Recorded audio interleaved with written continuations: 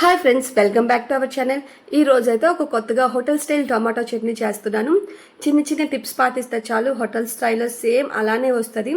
ఇది ఇడ్లీలోకి కానీ దోశలోకి కానీ చాలా అంటే చాలా బాగుంటుంది. ఒకసారి ఖచ్చితంగా ట్రై చేయండి.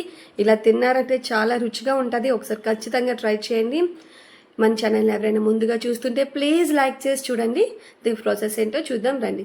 ఫస్ట్ ఒక ప్యాన్లో ఆయిల్ తీసుకొని ఆయిల్ అనేది హీట్ అయిన తర్వాత ఒక స్పూన్ మినప్పప్పు, అలాగే ఒక స్పూన్ శనగపప్పు, అలాగే కొంచెం వెల్లుల్లి, అలాగే కొంచెం ధనియాలు, అలాగే ఒక ఉల్లిపాయ పెద్దగా కట్ చేసుకొని, అలాగే పచ్చిమిర్చి మీ టేస్ట్కి తగ్గట్టు అంటే కారంకి తగ్గట్టు వేసుకొని ఒకసారి బాగా ఫ్రై చేయండి.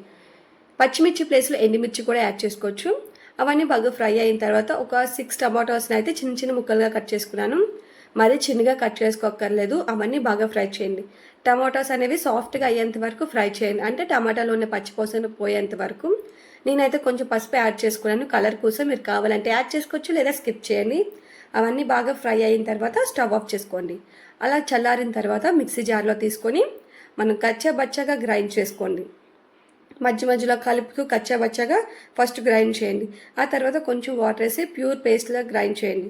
ఆ గ్రైండ్ చేసిన దాన్ని ఒక బౌల్లో తీసుకొని అందులో మీకు సరిపడా అంటే మీ కన్సిస్టెన్సీకి సరిపడా వాటర్ వేసుకొని ఒకసారి బాగా కలపండి. అందులో కొంచెం సాల్ట్ వేసుకోండి. పచ్చిమిర్చి యాడ్ చేసుకున్నాం కదా, దానివల్ల కొంచెం కారంగా ఘాటుగా ఉంటుంది. అందుకే లాస్ట్లో ఉప్పు అనేది యాడ్ చేసుకోండి. ఇలా యాడ్ చేసుకున్న తర్వాత ఒకసారి బాగా కలపండి. ఇదంతా అయిపోయిన తర్వాత ఇప్పుడు పోపు పెట్టుకోవచ్చు, లేదంటే ఇలాగే సర్వ్ చేసుకొని తినొచ్చు. పోపు పెడితే సూపర్ టేస్టీగా ఉంటుంది. పోపుకి ఆవాలు, అలాగే జీలకర్ర, అలాగే పచ్చిమిర్చి, ఎండుమిర్చి, కరివేపాకు వేసుకొని బాగా ఫ్రై చేసుకొని ఆ చట్నీలో వేసుకోవడమే. అంతేనండి, చాలా ఈజీగా అయిపోయింది కదా. అదే టేస్టీగా సూపర్ టేస్టీగా ఉంటుంది. ఖచ్చితంగా ట్రై చేయండి.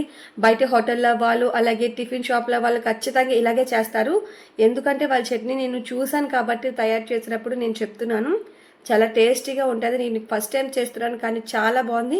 మన ఛానల్ని ప్లీజ్ లైక్ చేసి షేర్ చేయండి.